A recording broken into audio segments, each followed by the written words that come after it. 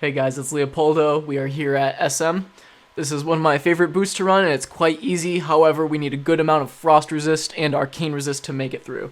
So let's get into it. The first piece of gear I have is the Netherwind Crown. I also have it enchanted with an extra 10 frost resist. Also from Onyxia, I'm using the Sapphiron Drape, which is enchanted with an extra 5 to all resistances. This is a great piece. However, there's these two good options from Ubers from the Beast. Cold Touch Phantom Wraps is going to be one of your best pieces. You can also get a 10 Frost Resist wand off of the same boss, but even better than that, you can go to UBRS and get the Polychromatic Vision Wraps, and those are going to be awesome for various types of situations. One of the most important parts for this is going to be getting a PvP trinket or living action potions, if not both. You're going to be getting a lot of slows unless you have a really high arcane resist, so it's important to have these on hand and ready to use. As you can see, I like to go for a lot of general resist pieces, so here are my 2 rings and the staff that I prefer to use for most of my boosting. And here's just a couple extra pieces of pants for good resist gear. Keep in mind that you don't need any of these pieces. You can make do with greens from the auction house or whatever you can find. I started doing this with about 32 frost resist and 0 arcane resist, so get to it and you can figure it out. Now my talents are specifically made just for boosting. However, the 2 most crucial things are going to be speccing into Frost Ward and Magic Absorption. It's going to mean you get the most amount of Frost Resistance and Frost Reflect, and then Magic Absorption gives you mana back off of those times that you do resist. And you certainly don't have to, but I like to spec into Dampen Magic. It helps you get even more resist, and you're going to be needing it from Mara pulls if you plan to do that anyway, so might as well go for it. Now lastly, just to keep a few things in mind when clearing this room, when you enter the instance, if you're taking Lobies with you, they are going to pull the very first mob, so just make sure you're ready. And with my current gear setup, I'm running 97 Frost Resist and 55 Arcane Resist, which is really good. It's kind of overkill, but definitely makes these runs really quick and easy. I forgot to mention this in the gearing part, but this goes without saying that minor speed to boots is essential for this boost and pretty much all others. It's going to help you make sure you're pathing correctly and help you stay further ahead of the mobs, which is really helpful because the further ahead of the mobs you are, the more likely you are to stay away from their slows and frostbolts. So first thing here is you want to stay all the way to the left. You'll get this pat that comes down. You can walk right by them, just stay pressed up against the wall. Also, if you're an herbalist, don't forget to grab the life root that's in here. Those can make nature protection potions, which is really good for Mara. So you want to make it to this door without pulling any of the mobs. If you do, you want to kill them in place or reset, because you're going to have to drink after this. So getting started, you want to have on Ice Armor, Dampen Magic, and then you want to throw up an Ice Barrier, Mana Shield, and a Frost Ward. That's going to get you going. We're going to start off by throwing out 2 Frostbolts on the left side, 1 Frostbolt on the right side, and I usually want to tag the mob by the fountain in the middle. Then walking through these doors, you want to jump and hit an Arcane Explosion at the same time so you get both sides of the door. And then you want to run behind those little altar things right there. You're just tagging mobs, make sure your Frost Ward stays up and your Ice Barrier, hit a Nova right there when they're all gathered around. Then repeat on the other side and make sure you tag the last mob with a Fire Blast. Then blink out of there. That Cathedral is one of your most dangerous spots, so you want to get in and out of there as quick as possible. Tag that fire mob with a counterspell, and then pay attention to those jumps that I do right there. It's important that you get those down before you start doing this pull. They're nothing too complicated, but that's how you stay ahead of all the mobs and keep them gathered up. Make sure your Frost Ward is still good, and Ice Barrier should be coming up, but don't use it just yet.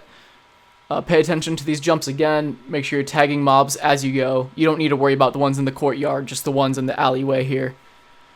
Throw on your Ice Barrier as the mobs start to come in on you. Tag that last mob and then get a blink to get out of there. Continue tagging mobs, check your Frost Ward, and then run right up along this wall as close as you can to LOS the mobs.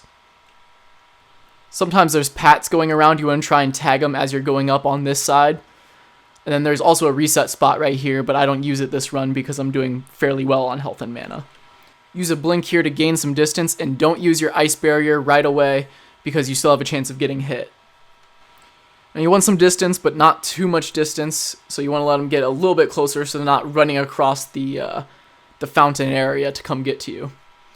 Make sure you got on fresh shields and a fresh frost ward, and then you're going to blink down towards these stairs, and then hit an ice block right at the very bottom of them. This should hopefully keep the mobs on the stairs and away from you. So you're going to cancel this ice block and hit a Nova and then start running. Sometimes a mob will follow you out. That's okay. Just jump up onto the fountain area, and that should send them running the other way. If not, just throw down a blizzard and begin your pull.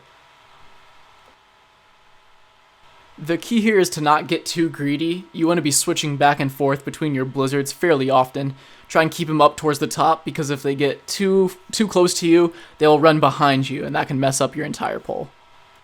Also, keep an eye out for defenders. They can make you unable to cast your blizzard, so if that happens, you want to have Cold Snap ready.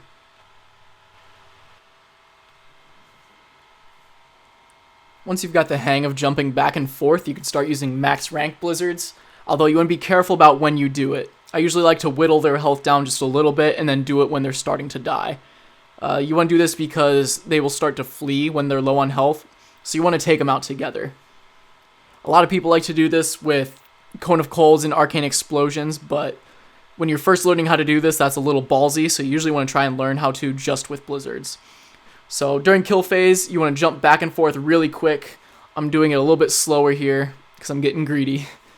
But you want to be able to go back and forth really quick and just take them out at the top.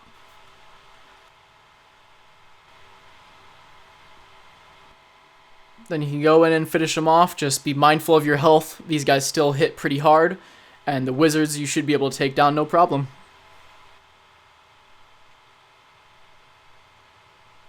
So that's a simple run through of SM. It's a really fun one to do, and it's really cool watching your mana go up as they're all throwing these frost bolts at you.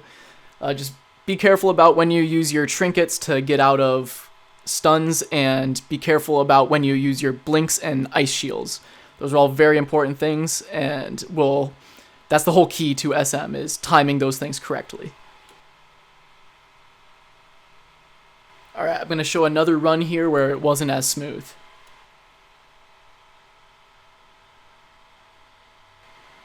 We're starting off just after I exit the cathedral. Make sure you have your frost ward up here. You get lots of frost bolts right here, as you can see. Anyway, this is where I mess up my first jump, but I'm still fine. I still know this pull very well, so I'm still pretty confident in my abilities. I keep on tagging, and I mess up the jump here again, but I'm still okay. I'm still feeling like I'm going to make it out alive, and I know they're right on my ass here, but I don't even look to see. I'm just really trying to push it through. And I get my blink off, but because I missed those two jumps, they were close enough to hit me with more frost bolts, which means more likelihood of getting slowed. So that's what happened here. I took 2 slows, but I got a very lucky Nova off, along with Mana Shield. And I keep on going. You can see I barely have any health or mana. But I continue tagging mobs, and I make it to this reset spot here, and then hit a bandage.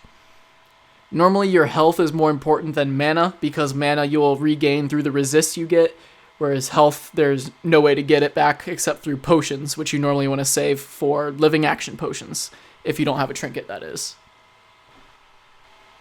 You can see I threw on my ice barrier early here. That's kind of because I was panicking, and I know I'm trying to shoot a video, so it was a lot of pressure.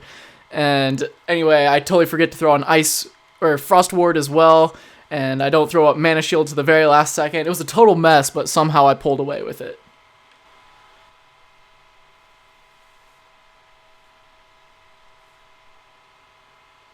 You want to try and come out of these ice blocks as directly opposite of the mobs as you can. You can see how I did a little side step right there.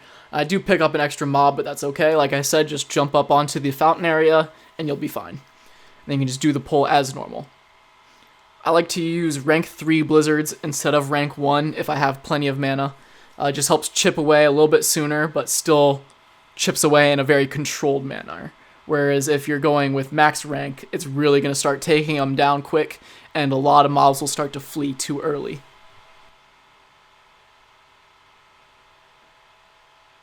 So that's really all you need to know for SM. It looks a lot harder than it is, but once you have your resist gear in order, it's a breeze. I keep my trinket on me, but I barely ever have to use it because I have enough resist to normally just keep on walking through just fine.